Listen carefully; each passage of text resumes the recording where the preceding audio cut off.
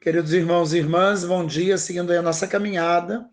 Quebramos hoje a sequência do Advento, porque no dia 8 de dezembro celebramos a solenidade da Imaculada Conceição de Nossa Senhora. E viver essa solenidade no clima do Advento traz para nós já de cara uma mensagem de que precisamos vencer em nós o pecado se queremos que de fato o Senhor nasça na nossa vida e a partir de nós nasça no meio do mundo para salvá-lo. Levar uma vida sem pecado, ou buscar vencer o pecado a cada dia, é o que nós hoje, com a solenidade da Imaculada Conceição, vamos refletir. Na Inglaterra e na Normandia já se celebrava no século XI uma festa da Conceição de Maria, Nascimento de Maria, Concepção de Maria. Comemorava-se o acontecimento em si, apoiando-se sobretudo em sua condição miraculosa, já que Ana, a mãe de Maria, era considerada estéril. Além desse aspecto, Santo Anselmo realçou a verdadeira grandeza do mistério que se realiza na concepção de Maria, sua preservação do pecado. Em 1439, o Concílio de Basileia considerou este mistério como uma verdade de fé, e Pio IX proclamou o dogma da Igreja em 1854. Deus quis Maria para a salvação da humanidade, porque quis que o Salvador fosse filho do homem. Por isso é aplicada a Maria, em sentido pleno, a sentença divina ao tentador, colocado hoje no texto da primeira leitura. Porém, inimizade entre ti e a mulher, entre tua descendência e a sua. Ela te esmagará a cabeça. E é ela reconhecida como a nova Eva, mãe de todos os povos. Assim aparece Maria ao lado de Cristo, o novo Adão, e por isso nos apresenta como figura da mulher ao lado do homem.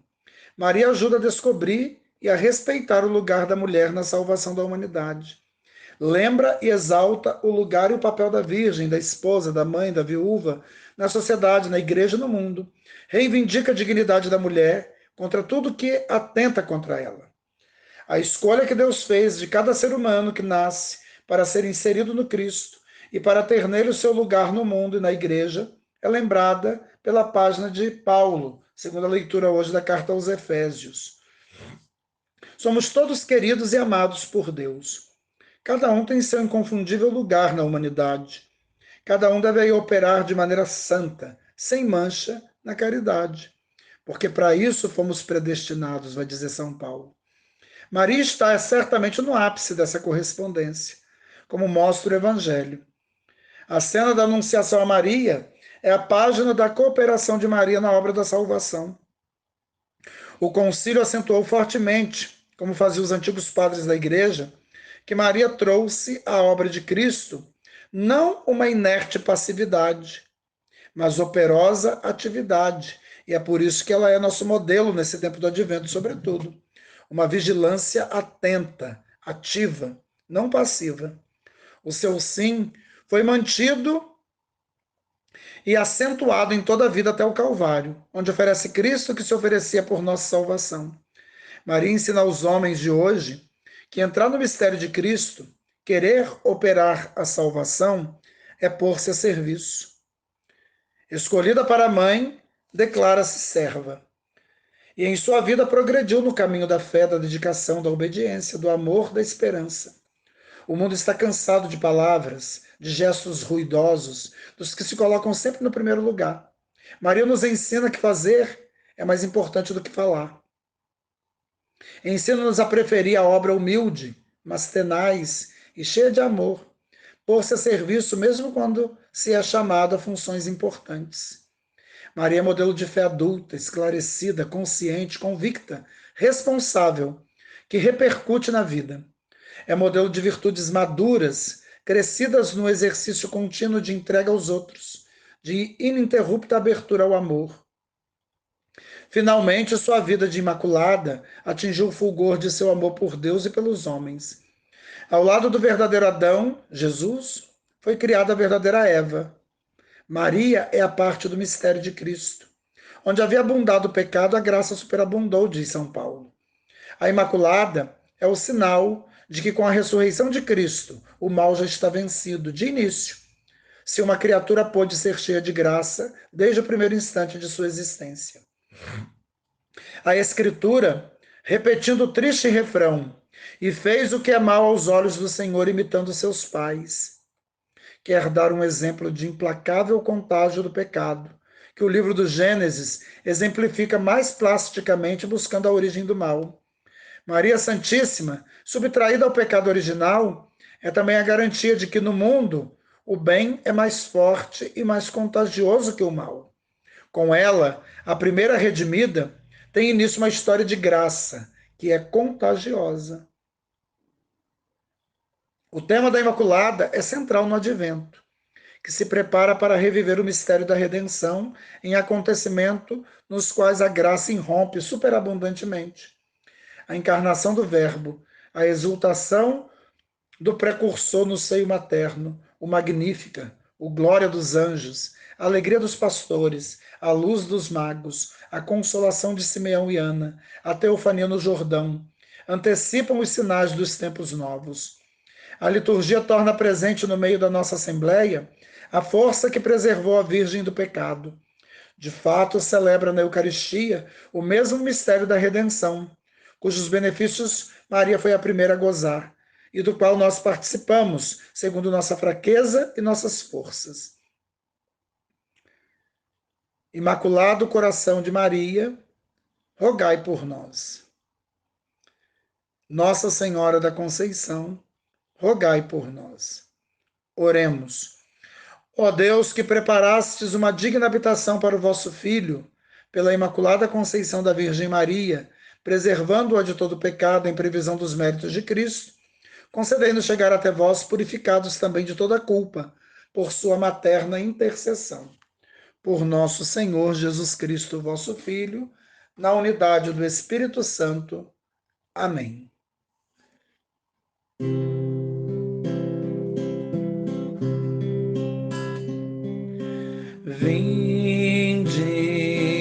Vinde, ó Espírito Santo,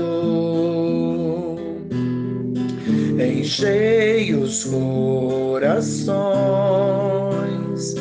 dos vossos fiéis.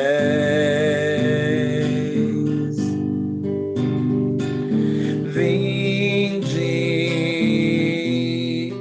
ó Espírito Santo, enchei os corações dos vossos fiéis. Acendei neles o fogo do vosso amor.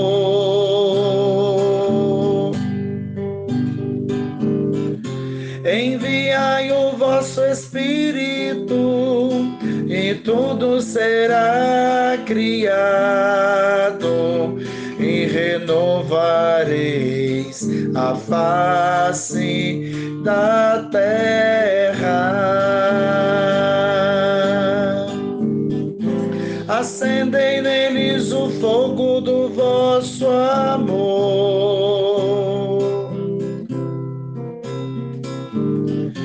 Enviai o vosso Espírito e tudo será criado e renovareis a face da terra.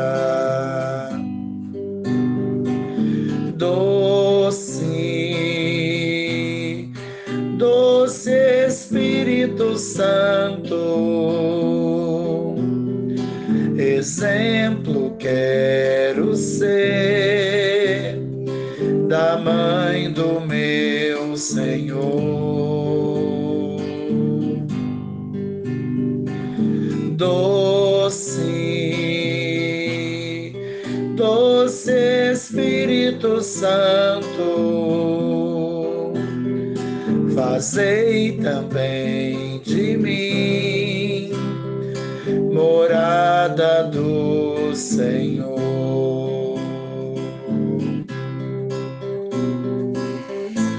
como um sacrário vivo levando amor, revelando coisas que eu não sei, mistérios do grande autor. Se eu conhecer, por nada eu trocarei. Como um sacrário vivo levando amor,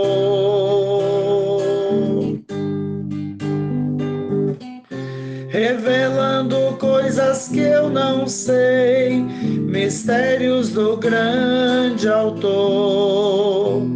Se eu conhecer, por nada eu trocarei. Se eu conhecer, por nada eu trocarei.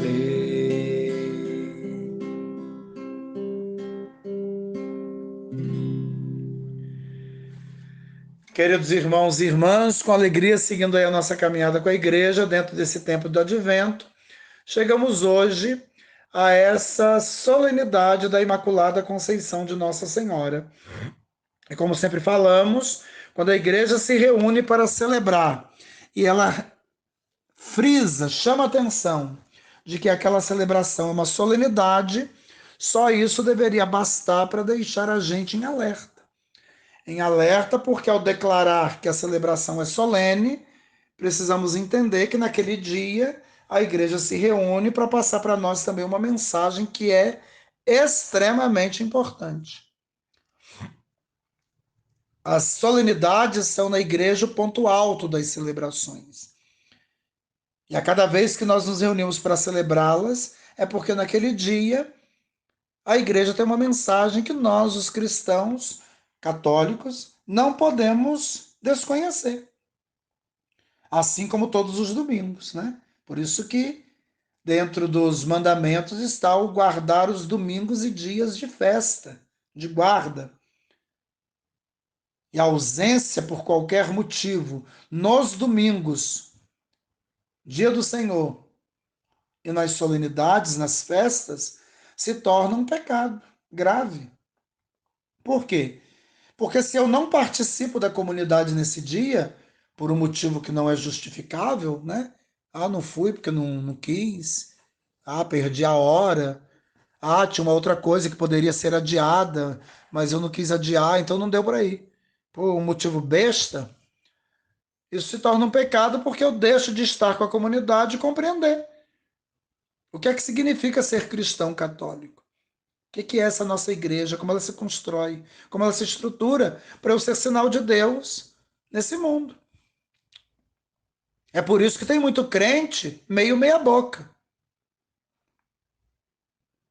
Exatamente porque vai quando dá. Vai de qualquer jeito.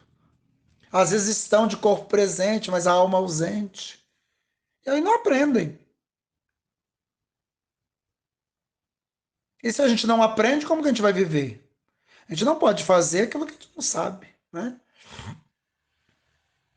É por isso que a gente se depara a todo momento com essas aberrações, tipo católicos que não praticam, né? Não praticantes não existe. Se tivéssemos o mínimo de conhecimento, saberíamos que a fé cristã é prática. Ou ela se revela nos frutos, ou então estamos fora.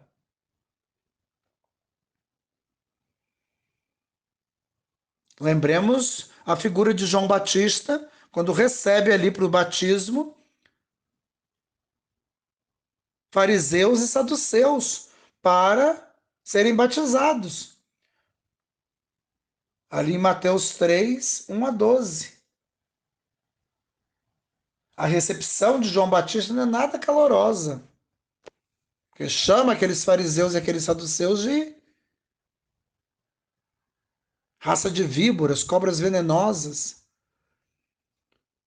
que estavam pedindo um batismo de purificação sem mostrar sinais de conversão. Produzam frutos, gestos. comportamentos que revelem a conversão de vocês. São Tiago vai falar que fé sem obras é uma fé morta. Então a fé cristã é uma fé prática. Mas como que eu vou praticar se eu não sei? Como que eu vou fazer alguma coisa que eu não aprendi? E a gente aprende na comunidade. A gente aprende com a liturgia da igreja, que a gente vem fazendo aqui, né? E de vez em quando eu repito. A minha tentativa, o meu objetivo aqui com vocês, mais do que fazer um comentáriozinho aqui e ali de uma leitura ou outra, de um dia ou outro, de todo dia que seja, eu quero, né, o meu desejo é que todos compreendam que a liturgia católica é uma grande escola de fé. E que a fé se alimenta com essa palavra, que está no centro da vida da igreja. Então, conhecer essa palavra e o que dessa palavra a igreja tirou de consequências, como é o caso da solenidade de hoje, esse dogma da Imaculada Conceição, é fundamental. São Pedro vai falar na sua primeira carta: nós precisamos estar sempre prontos a dar as razões da nossa fé, sempre que alguém nos questionar sobre ela. E como já falei outras vezes, repito hoje, dar as razões da fé não está a serviço de convencer o outro sobre a verdade que a gente acredita. Está pura e simplesmente para mostrar ao outro que a gente entende aquilo que a gente está professando com a boca. Que a gente não está professando porque a gente decorou, porque a gente ouviu, porque nos ensinaram, não. Eu entendo isso, porque eu vivo isso. Vivo porque entendo, entendo porque vivo, testo todo dia e vejo que é a verdade. Então hoje a Imaculada Conceição de Nossa Senhora é uma solenidade. Não é qualquer celebração. Entender esse dogma é entender o mistério da nossa própria salvação. E a importância de Maria nesse conjunto de salvação, da história da salvação. E aí parto do princípio, que sempre falo nas festas de Nossa Senhora, nas memórias, enfim, que tudo aquilo que a igreja declara sobre Maria não é pelos méritos de Maria. Que as criaturas não têm méritos próprios. Aquele que tem os méritos nos tornou merecedores, por amor. Esse é quem chamamos Deus. Então, nenhuma declaração oficial da igreja sobre Maria, que a exalta, que a reconhece, não é por Maria, não é mesmo. E a igreja declara isso quando faz a proclamação desses dogmas. Ela deixa claro que é em virtude dos méritos de Jesus. Então, toda a doutrina da igreja, né, nós católicos temos essa peculiaridade que nos diferencia das outras igrejas cristãs. As outras igrejas cristãs têm na palavra a sua única fonte de verdade. Nós partilhamos com eles essa parte. Mas nós vamos além. Porque nós, católicos apostólicos romanos, né, os católicos ortodoxos também, né, temos na doutrina da igreja, a doutrina é toda a construção feita ao longo da história da igreja. Também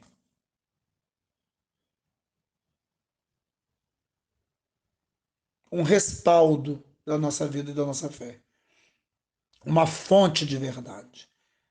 Jesus, ali no finalzinho da sua vida, né, no discurso de despedida que ele faz para os discípulos nos evangelhos, numa determinada altura, ele começa a falar da presença do Espírito Santo que ele vai enviar. Então é importante que ele vá, que ele volte à casa do Pai, porque se ele não for, ele não envia o Espírito.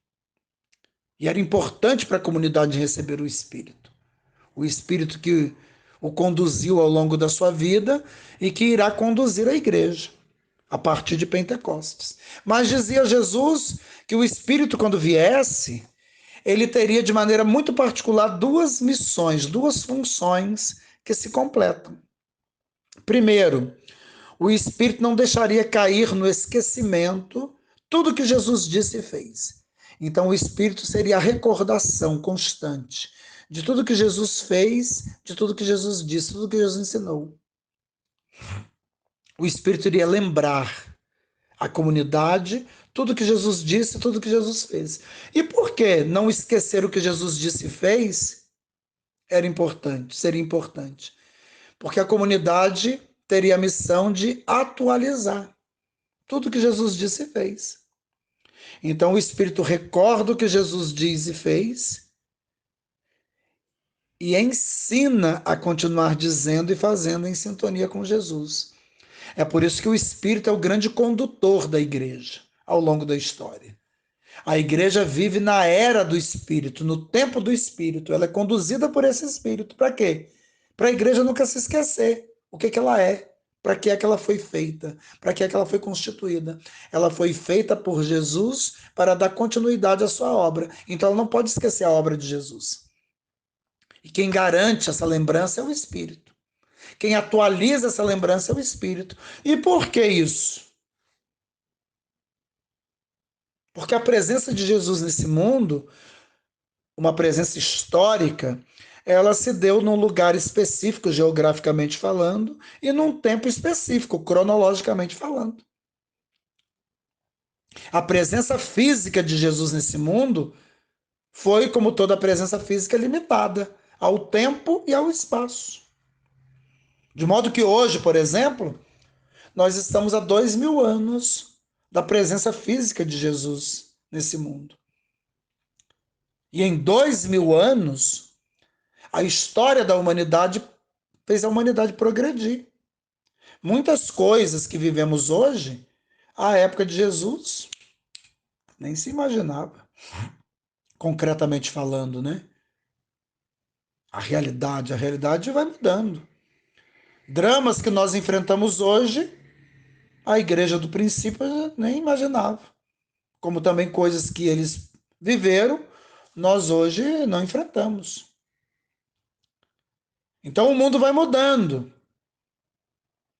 E a igreja precisa ir dando resposta a esses problemas que vão surgindo, sem quebrar a fidelidade ao que Jesus disse e fez. Então a igreja ela está constantemente, diante das novidades apresentadas pelo mundo, se perguntando o que é que Jesus faria ou diria nesse momento, para essa situação concreta, nesse tempo que nós vivemos. E aí a luz do Espírito que vai recordando e que vai ensinando a dupla função do Espírito, a igreja vai perpetuando na história a palavra e a ação de Jesus, por obra e graça do seu Espírito, que foi derramado sobre nós em Pentecostes e continua sendo derramado até os dias de hoje, para todo mundo que se abra a ele. A gente vai vivendo em sintonia com Jesus, mesmo estando 2000 anos no tempo separados. Então a Igreja Católica sempre defendeu que a doutrina, que essa construção pós-Jesus, da própria igreja, no tempo da igreja, ela é inspirada pelo Espírito de Deus. E se é inspirada pelo Espírito de Deus, ela é divina. Então nós católicos temos na palavra e na doutrina, digamos assim, os dois pilares de fundamentação da nossa fé. As igrejas protestantes evangélicas não têm a doutrina. Não acreditam na nossa doutrina. E é por isso que nós temos divergências.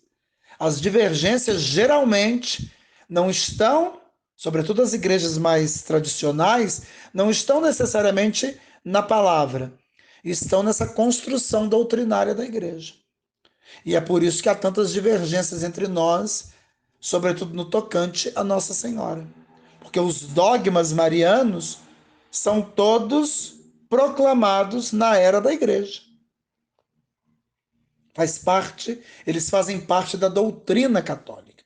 Mas é preciso que nós compreendamos que essa doutrina católica, ela é construída passo a passo para defender a essência da verdade da fé, que é a pessoa de Jesus como Deus que se encarnou na nossa história e que morrendo na cruz nos salvou. Esse Deus que em Jesus paga o preço do nosso resgate. essa proclamação de que Jesus é Deus, que se encarnou na nossa história.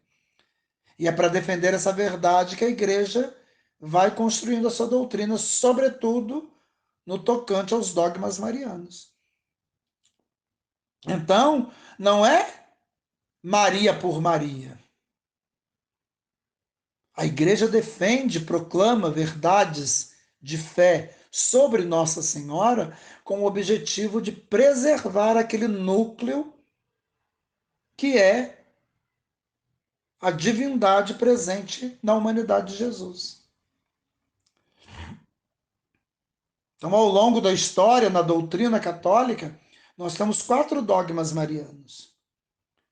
Primeiro, a proclamação de Maria como mãe de Deus. Jesus, que é 100% homem, 100% Deus, ao nascer do seio de Maria, faz de Maria mãe de Deus. Segundo dogma, a virgindade perpétua de Nossa Senhora, a preservação de Nossa Senhora. O que nasceu dela não é fruto humano, obra de homem, mas obra divina. Então ela foi virgem antes, durante e após o parto. Porque aquele que nasce dela é Deus, ela é mãe de Deus. O terceiro dogma, a Imaculada Conceição de Nossa Senhora, que celebramos hoje. Em virtude dos méritos de Jesus, Maria foi concebida sem a mancha do pecado original. Porque se fosse marcada pelo pecado, ao conceber Jesus e dar à luz Jesus, Jesus receberia dela a mancha do pecado. E se nós cremos que Jesus é Deus, Deus não peca, Deus não pode ser manchado pelo pecado. Então, em vista desse mérito de Jesus, Maria foi concebida sem pecado. E o último dogma, na linha do tempo, a Assunção de Nossa Senhora. Se Maria é a mãe de Deus, virgem antes, durante e após o parto, foi concebida sem o pecado original, não pode ter conhecido a corrupção da carne. Então, após a sua morte, ela foi elevada em corpo e alma para junto de Deus. E a igreja conclui que ela foi coroada pela Trindade Santa, Rainha do céu e da terra. Por conta de Maria, tudo isso? Não. Por conta da relação que ela estabeleceu com o divino. E para preservar o divino a preservou de algumas coisas que marcam a humanidade após o pecado. O dogma da Imaculada Conceição deve ser entendido nessa linha. Maria é concebida sem o pecado original, porque desde todo sempre ela foi escolhida por Deus para ser a mãe do Salvador. E a mãe do Salvador não poderia trazer consigo a mancha do pecado. Porque se assim o fosse, ela mancharia o Filho de Deus com o pecado. E se Jesus tivesse conhecido o pecado, ele não conseguiria pagar o preço do nosso pecado. Um pecador não salva outro pecador. Só um justo salva o pecador. Quando assume o pecado do outro, que ele pode. Ele tem poder para isso. Agora, um pecador não salva outro. É por isso que eu não te salvo. E é por isso que se você me seguir, você está ferrado. Ah, eu gosto tanto do Padre Isaac, não sei o quê. Né? Pode até gostar. Mas o Salvador é só um. Não posso colocar no ser humano a minha esperança de salvação. Por melhor que esse ser humano seja. Por quê? Porque esse ser humano, por melhor que seja, peca. Todo mundo peca. A palavra diz que quem fala que não tem pecado é mentiroso. Aí já está pecando. Porque você está mentindo já é um pecado. Então Jesus é o Salvador. Porque não tinha pecado, não conheceu o pecado, mas se fez pecado para salvar o pecador. E paga com o sangue justo, puro, o preço do nosso sangue que foi contaminado pelo pecado. E aquela que foi escolhida para ser a sua mãe tinha de vir preservada desse pecado. Senão Jesus deixaria de ser o Salvador que nós acreditamos que ele é. E a palavra hoje é toda construída para fazer a gente entender como que no tempo Deus foi revelando esse mistério. Como que Deus foi preparando, conduzindo a história de modo que o mistério do dogma de hoje se revelasse verdadeiro. É por isso que a primeira leitura de hoje é do primeiro livro da Bíblia, livro do Gênesis, capítulo 3, os versículos 9 a 15 e aí o versículo 20. E o que acontece aqui no capítulo 3 do livro do Gênesis? Capítulo 1 e 2, capítulos 1 e 2, nós temos toda a história da organização do caos, da transformação do caos em paraíso. Deus que faz e vai organizando esse mundo a partir da sua palavra, que faz o homem, faz a mulher a sua imagem e semelhança, dá a esse homem, a essa mulher, o poder de administrar a obra da criação, concede a esse homem, a essa mulher viverem no paraíso, experimentando a vida plena que ele tem para oferecer. E enquanto a harmonia nesse paraíso era preservada, a harmonia que tinha como base a relação de amor entre Deus, o homem e a mulher, entre o homem, a mulher e Deus, entre o homem, a mulher e a criação, entre a criação e o homem e a mulher, e todos em Deus.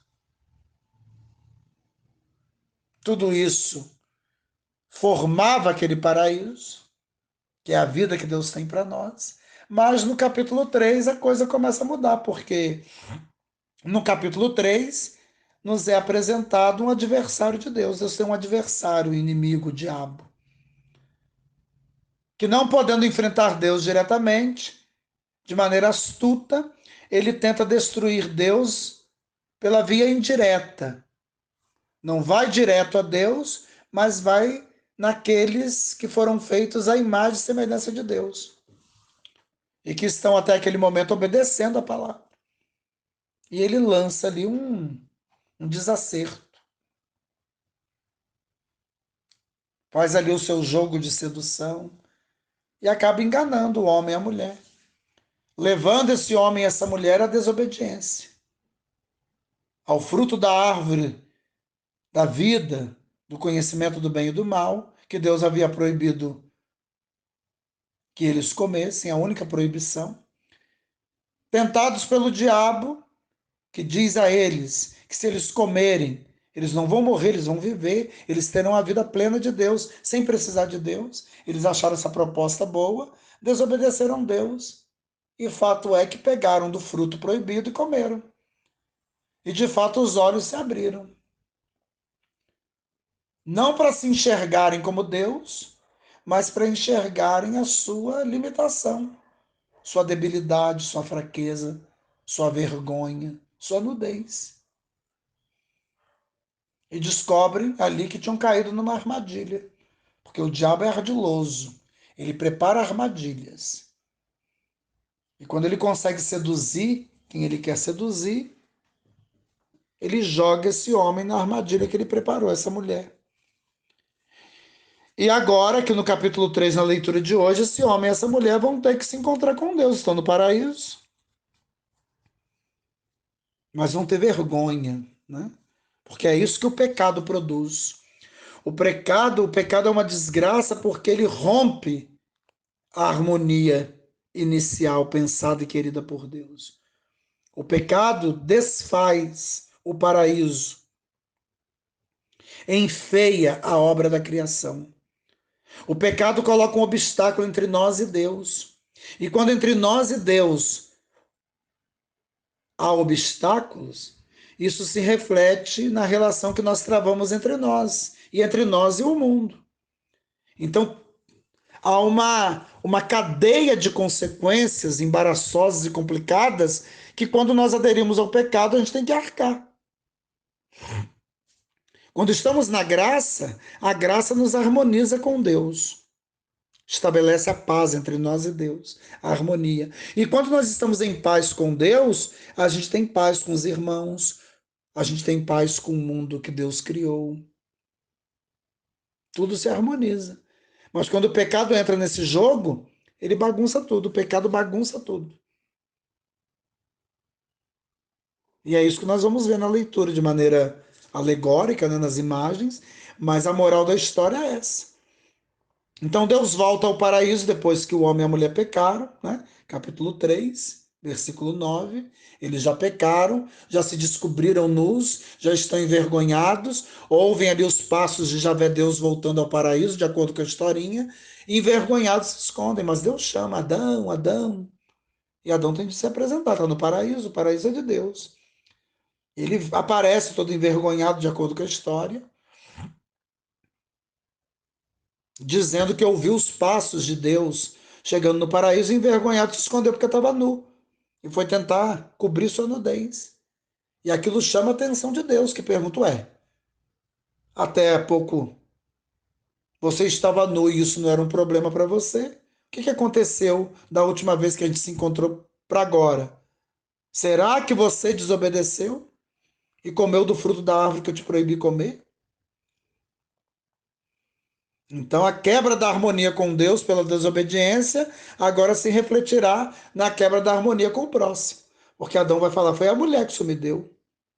No capítulo 2, quando era tudo harmonizado, quando Deus fez a mulher da costela de Adão, estalou o dedo e Adão acordou do torpor e viu aquela mulher do seu lado, ele falou: essa sim é osso dos meus ossos, carne da minha carne. Vai se chamar mulher porque foi tirada do homem. Então, naquele momento de harmonia, capítulo 2, não tinha pecado, a harmonia entre Adão e Deus se refletiu na harmonia entre ele e a mulher que acabaram de ser criada. Agora o pecado entrou.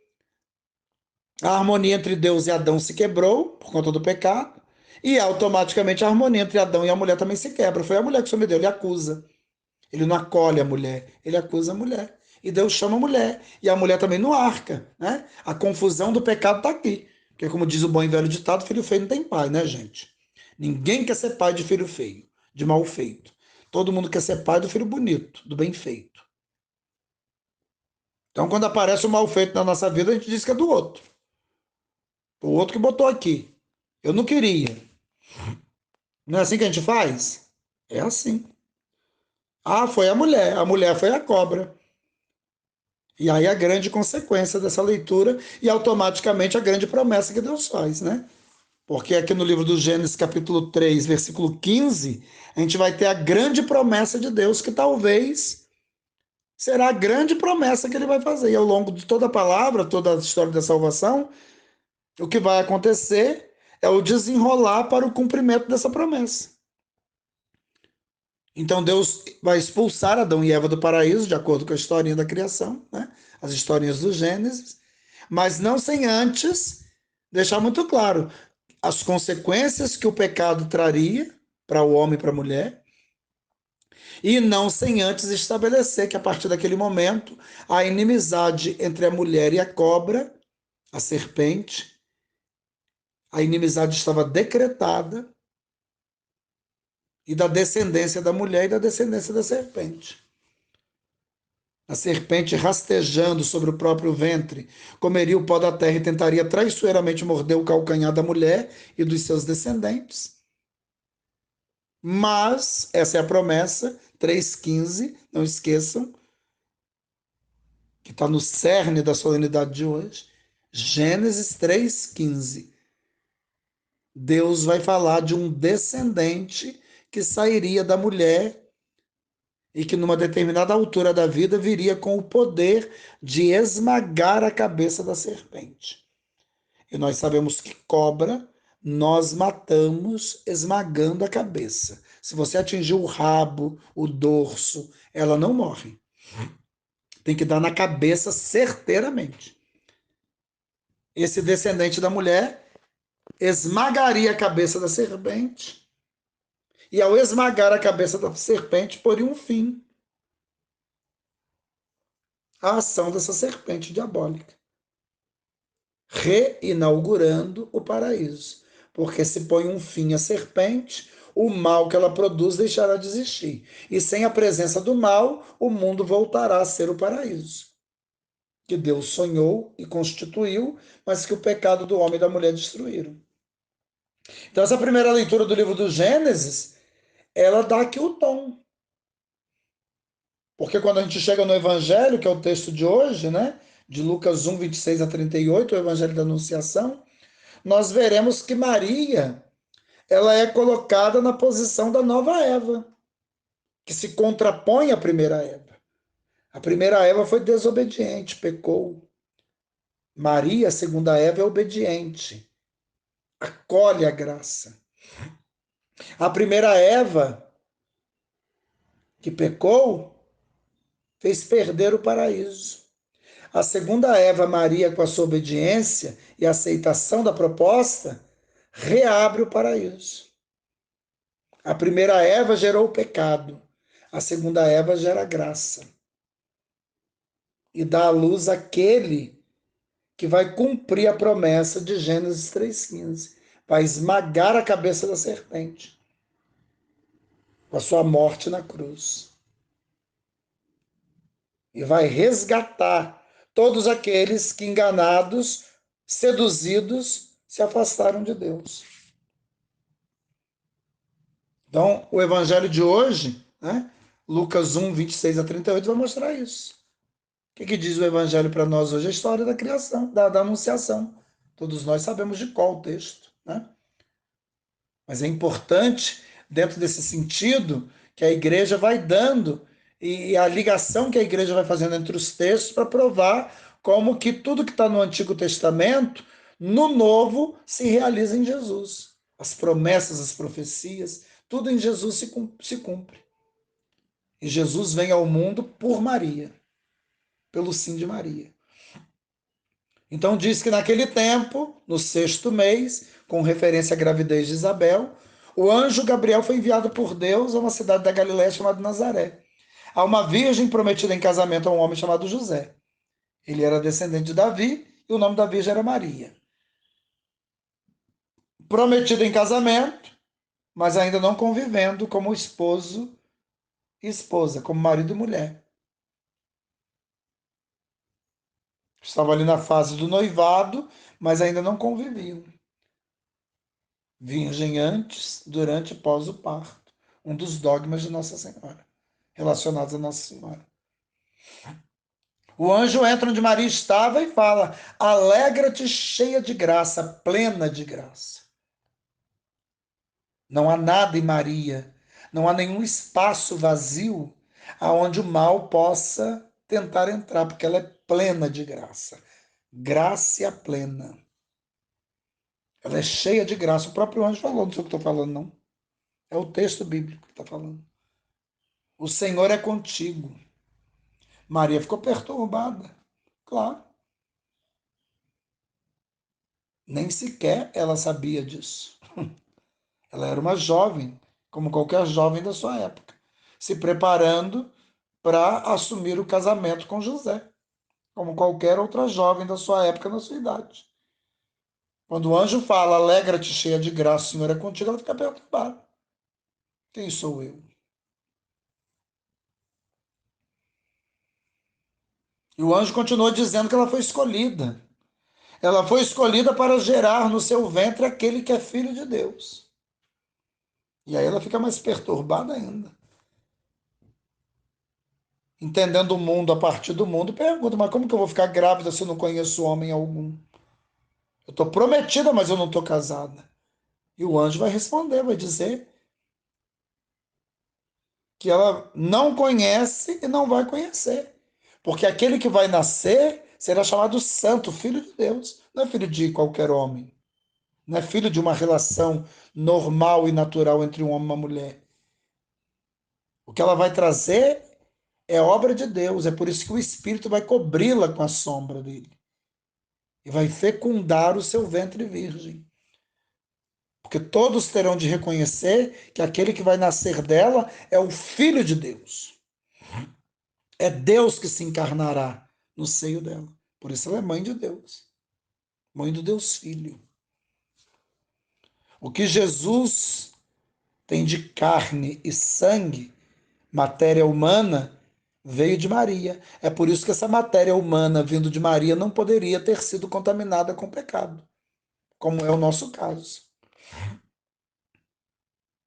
Porque se assim fosse, a carne e o sangue de Jesus estariam manchados do pecado. E um sangue manchado pelo pecado, impuro pelo pecado, não pode purificar. Só pode purificar aquilo que é puro.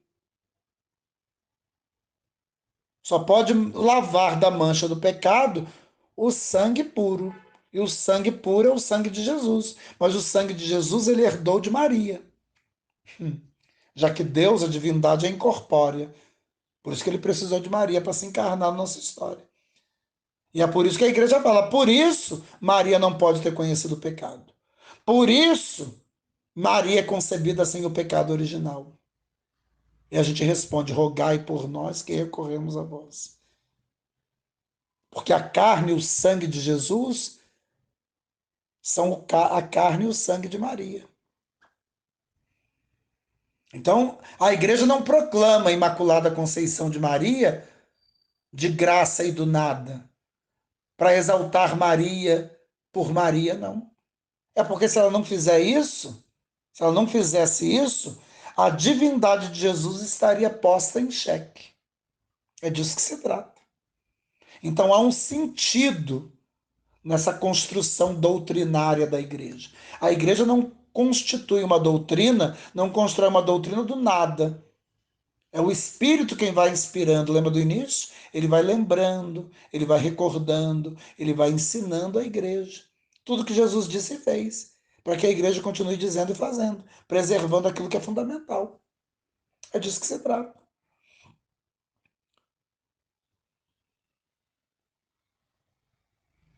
Para que Maria não duvidasse, o anjo anuncia ali a gravidez de Isabel, já no 6º mês, porque para Deus nada é impossível.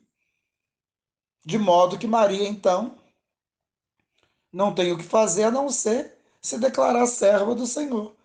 Eis aqui a serva do Senhor, faça-se em mim segundo a sua palavra. E nesse momento Maria se torna de fato a nova Eva, que gera o novo Adão, Jesus, aquele que cumpre a promessa de Deus feita em Gênesis 3,15. Jesus é aquele que vai, o descendente da mulher, que vai esmagar a cabeça da serpente e vai vencer o mal, com a sua vida de entrega até a morte de cruz, para que cada um de nós pudesse viver a nossa verdadeira vocação de filhos e filhas de Deus, que a gente pudesse atender ao chamado que Deus faz a cada um de nós, para sermos santos e perfeitos como Ele, e voltarmos um dia ao paraíso. É o que a segunda leitura hoje fala para nós, da carta de São Paulo aos Efésios 1, 3 a 6, depois de 11 a 12. E o que diz São Paulo? São Paulo vai falar dessa predestinação, dessa bênção que Deus, a partir de Jesus, concedeu a nós, para sermos santos e irrepreensíveis diante dele no amor. É esse Jesus, Deus que se encarna no seio de Maria, pura, que se faz homem sem perder a sua divindade. É esse Jesus que reconstitui a nossa relação de filhos e filhas de Deus com o Pai do céu. E esse Jesus só pôde estar no nosso meio, resgatando, restaurando essa nossa dignidade por conta do sim generoso de Maria. É por isso que a Igreja Católica é tão devota de Maria, porque reconhece o seu papel ímpar, de extrema importância na história da nossa salvação. De fato, é Deus que salva em Jesus. Mas para que Jesus pudesse entrar na nossa história e nos salvar, com a sua morte, morte de cruz, ele teve de receber de Maria um corpo. A carne, o sangue que nós comemos e bebemos, cada vez que nos reunimos no banquete da Eucaristia, nós comemos e bebemos graças ao sim generoso de Maria, concebida sem pecado original. Então diz São Paulo aos Efésios: bendito seja Deus, Pai de nosso Senhor Jesus Cristo. Jesus é Filho de Deus por excelência. Ele nos abençoou com toda a bênção do seu Espírito, olha aí, em virtude de nossa união com Cristo no céu. Em Cristo, ele nos escolheu, Deus Pai nos escolheu antes da fundação do mundo, para que sejamos santos e irrepreensíveis sob o seu olhar no amor. Ele nos predestinou, olha aí, para sermos seus filhos adotivos, por intermédio de Jesus Cristo, conforme a decisão de sua vontade para o louvor da sua glória, e da graça com que ele nos cumulou no seu bem-amado.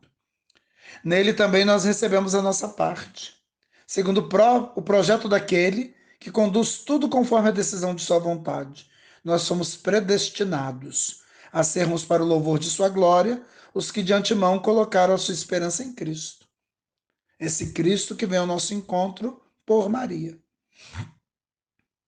Então, esses 3 trechos da palavra, eles dão o tom e revelam, né?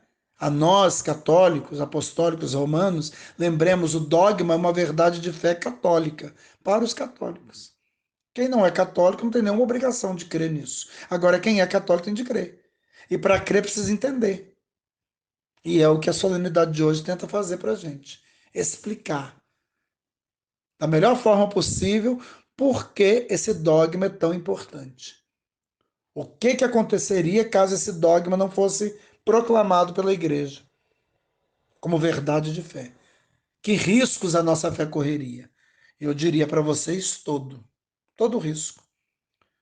Porque nós somos cristãos. Nós somos uma igreja cristã. E o cristianismo é uma religião que acredita plenamente que em Jesus Deus se fez homem. E para Jesus se tornar homem no meio dos homens, ele quis precisar de uma criatura, Maria, que lhe concedeu a carne, lhe concedeu o sangue, lhe concedeu a vida nesse mundo. E para que isso pudesse acontecer, sem que Jesus perdesse nem 1% da sua divindade, ele teve que ser acolhido num ventre santo, puro, sem mancha do pecado. É o que o dogma da Imaculada Conceição tenta mostrar e refletir conosco. De modo que, vivendo com a igreja esse tempo forte do advento, nós queremos pedir a Deus que ele nos ajude, pela intercessão de Nossa Senhora da Conceição, a mergulhar cada vez mais nesse mistério, entender cada vez melhor esse mistério de fé. E na medida da nossa compreensão, que a gente vai vivendo em sintonia com aquilo que de Deus a gente vai compreendendo.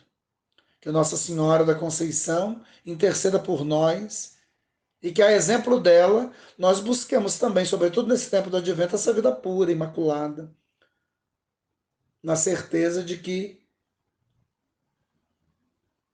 a encarnação de Deus, o nascimento de Deus, precisa de ambientes preparados, puros e santos, para que possa acontecer.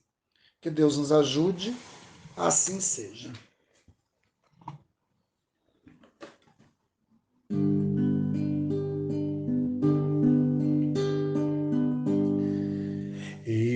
Imaculada Maria de Deus, coração pobre acolhendo Jesus. Imaculada Maria do povo, mãe dos aflitos que estão junto à cruz. Imaculada Maria de Deus, coração pobre acolhendo Jesus. Imaculada Maria do povo, mãe dos aflitos que estão junto à cruz.